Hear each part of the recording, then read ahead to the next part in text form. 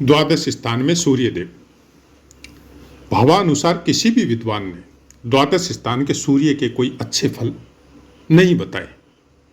सब ने एक मत होके 99% खराब फल बताए। वराहमिहिर जी कहते हैं कि धर्म भ्रष्ट प्राणी होता है, अपनी कुल परंपरा के विरुद्ध चलने वाला होता है।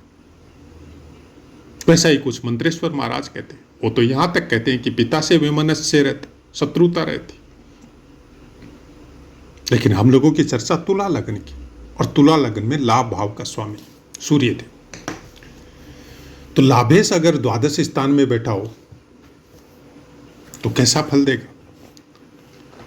इसके लिए वेद होरा पाराशर कहती है कि एकादश भाव का स्वामी अगर द्वादश भाव में हो तो जातक सदैव शुभ कार्य हेतु खर्चा करेगा, और अपने से निचली श्रेणी वाले या अलग धर्म को मानने वालों से भी मित्रता रखेगा। तो सांकेतिक होते हैं बहुत कुछ श्लोकों में कुछ बातें, जिसको डीपली समझने के लिए आपको बहुत कुछ अध्ययन भी करना पड़ेगा, और उस शक्ति को प्राप्त करने के लिए प्रयत्नशील रहना पड़ेगा। हर ज्योतिषी का यह कर्तव्य होता है कि किसी की भी कुंडली देखें तो सबसे पहले आप ये देखें कि कौन से स्थान में, किस तरह के स्थान में वो फिलहाल रह रहा है, और जन्म उसका कहाँ पर हुआ है, आचरण कैसा है, चरित्र कैसा है। उसके सामने जब वो बैठता है तो ज्योतिषी के पास कुछ भगवान उसके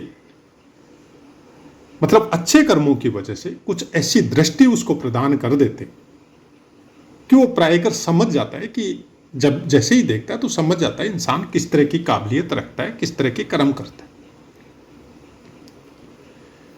यहां पर बैठा हुआ द्वादश स्थान में बैठा हुआ सूर्यदेव आपको बहुत उन्नति और बहुत तरक्की प्रदान करता है। हर महत्वाकांक्षा, हर इच्छा, हर भोगों को प्राप्त करवाता है, लेकिन अपने जन्म स्थान से दूर। विदेश प्रवास होता है। उस समय का जो विदेश प्रवास था वो आप 1000 किलोमीटर या 500 किलोमीटर दूर भी अगर आप जाते हो, रहते हो वहां पर, तो वो विदेश प्रवास ही बोला जाता था, क्योंकि छोटे छोटे राज्य थे। कम्युनिकेशन के साधन हॉर्स है, केमल है, या कोई जानवर से कनेक्टेड कोई गाड़ी वगैरह है, या फिर नदी नावों से निकल के आपको जाना पड़ता था। व्यापार के लिए हो, चाहे सर्विस वगैरह के लिए हो, चाहे राजकार्य में हो, आप एक जगह से हटे, आपके पास कुछ काबिलियत है, कुछ आपके पास इस तरह के इंस्ट्रूमेंट है जिससे आप कुछ बना सकते हैं, कुछ कर सकते हैं, लेकिन जहां आप रह रहे हैं वहां पर उनकी कोई वैल्यू नहीं है। तो आप ऐसे स्थान पे किसी से सुना और आप उस स्थान की तरफ निकल गए और बहुत अच्छा धन कमाया, बहुत नाम किया, और वहीं पे, क्योंकि वो अलग धर्म और अलग राज्य था, वहीं पे किसी स्त्री के साथ आपके संबंध बने और वहां पे आपने शादी कर ली, जो उस समय मान्य थी। अपने घर परिवार में भी आपने शादी कर ली। तो उस समय में 3-3, 4-4, 5-5 शादियां नॉर्मली होती थी। जिनके पास जैसी सुविधा धन वगैरह की, रहने पीने की थी, उसके अनुसार उनकी शादियां भी होती थी। वर्तमान समय भिन्न है, क्योंकि कानून के अनुसार किसी धर्म में आज भी होती है। हम लोगों के सनातन धर्म में अब कानून के अनुसार बंद हो गई। तो ये सब चीजें सूर्यदेव देता है। दूसरा सूर्यदेव यहां पर क्या देगा? आपको भोगों से निवृत्त होके योग्य बना देगा। एक समय में सूर्यदेव अगर बहुत बलवान है, बाकी शुभ ग्रह भी अपने अच्छे स्थान पे प्लेस है, कहीं से कोई केतु का कुछ अच्छा फल मिल रहा है, तो ऐसा इंसान फिर मोक्ष की तरफ अग्रसर होता है।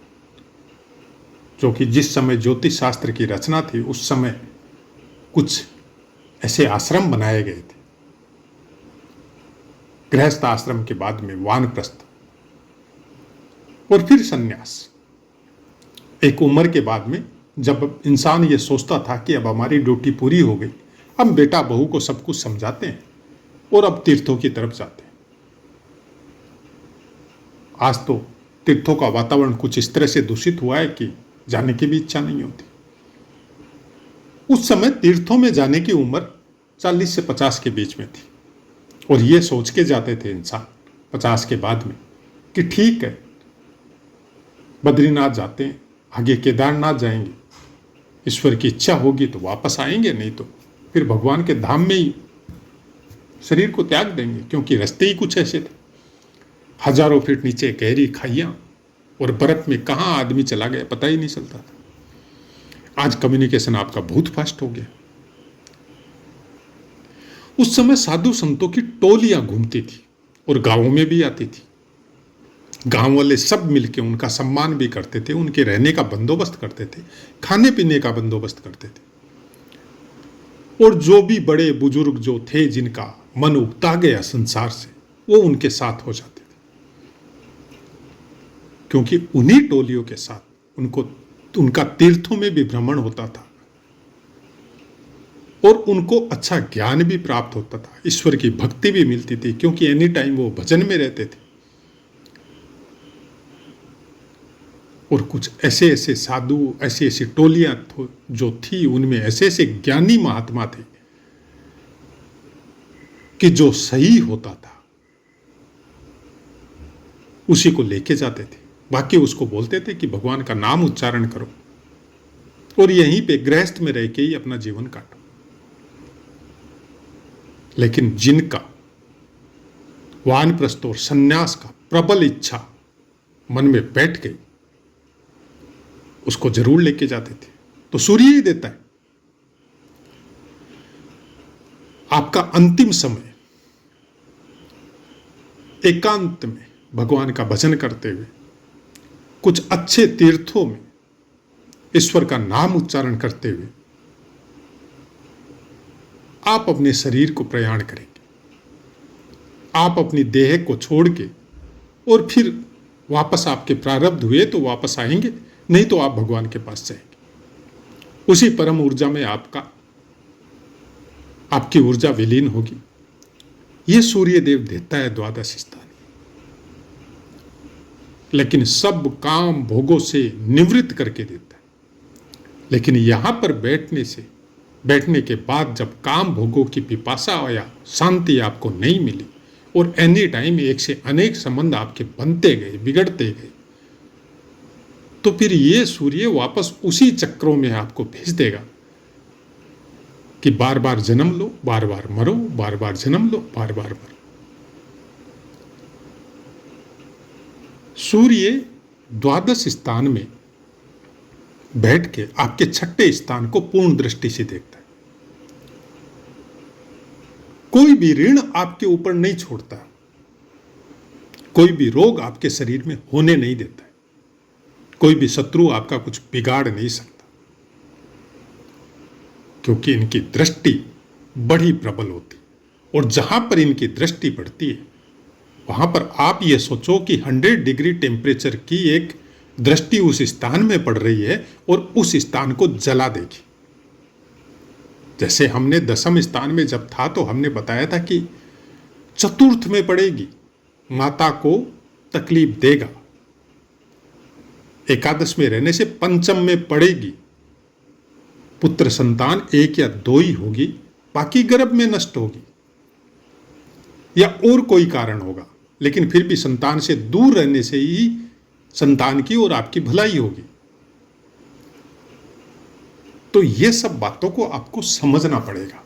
किसी ग्रह के क्या कारकत्व है, उस स्थान के क्या कारकत्व है और वो किस तरह से आपको फल देगा और आपको अपने दैनिक दिनचर्या में क्या परिवर्तन करना है जिससे उस ग्रह का आपको पीड़ा कम मिले और उसका वरदान या आशीर्वाद ज्यादा मिले। मान लीजिए कि आपका द्वादश स्थान में सूर्य किसी खराब युति की वजह से, कोई पापी ग्रह की दृष्टि की वजह से आपको बहुत खराब फल दे रहा है, तो आप ऐसा क्या करें कि सूर्य की दृष्टि नॉर्मल हो, आप उसके अनुसार आचरण कीजिए। किसी के प्रति कड़वाहट है, किसी के प्रति दुश्मनी है, किसी के साथ कुछ आपका वाद विवाद हुआ है, भूल जाइए। क्योंकि द्वादश स्थान में जो भी ग्रह बैठता है वो आपको ये बोलता है कि लेट को करो, और जब तक आप लेट को करेंगे नहीं, उसको भूलेंगे नहीं, उसको याद रखेंगे, तो फिर वो ग्रह आपको कभी अच्छा फल नहीं देगा। द्वादश स्थान आपके जीवन का खर्चा है, आपकी अंतिम यात्रा है। अब इसको विदेश से जोड़ दिया गया। हाँ, विदेश जाएंगे, लेकिन आपकी यात्रा बड़ी लंबी है। इस जीवन की यात्रा आपको अनेक स्थानों पे लेके जाएगी। द्वादश स्थान का सूर्य अगर आपने बहुत अच्छे से इसको मैनेज किया है, तो कुछ ऐसे संत भी हुए हैं इस धरा पे, इस धरती पे, राजस्थान में ही थे। आपने शायद गलता तीर्थ का कहानी सुना हो। तो वो अपने मन की यात्रा की वजह से, मतलब मन की सिद्धि ऐसी तगड़ी थी कि सुबह डेली वो गंगा स्नान के लिए जाते थे। उनकी भक्ति से प्रसन्न होकर माँ गंगा ने उनको आशीर्वाद दिया, बोला बेटा तू सुबह सुबह यहाँ आता है, तेरे को भजन में, भगवान की भक्ति में समय नहीं मिलता है, तो इस समय को हमारे लिए निकालता है, हम तुम्हारे यहाँ ही अपना जल भेज देंगे। तो गलता तीर्थ में आज भी गंगा जी पूरी तरह प्रकट है। उस पहाड़ी पे आज भी वो जल निकल रहा है। अगर आप कभी जयपुर जाए तो आप उस तीर्थ में जरूर स्नान कीजिए, क्योंकि वो गंगा जल जैसा ही पवित्र जल है। तो द्वादश स्थान का सूर्य कुछ इसी तरह के फल देता है। आप कहाँ तपस्या कर रहे हैं, किस जगह में कर रहे हैं, और कैसी आपकी इच्छा हुई किसी देव का दर्शन करने के लिए या किसी तीर्थ का दर्शन करने के लिए, तो वो तीर्थ और वो देव साक्षात आपके सामने प्रकट होकर आपको दर्शन देगा। क्योंकि सूर्य की ऊर्जा बहुत बड़ी ऊर्जा है, और इस ऊर्जा के बगैर आपको कभी कोई सिद्धि जीवन में कभी प्राप्त नहीं होती। चाहे वो सांसारिक भोगों की सिद्धि हो, चाहे आध्यात्मिक लेवल में मोक्ष की सिद्धि हो।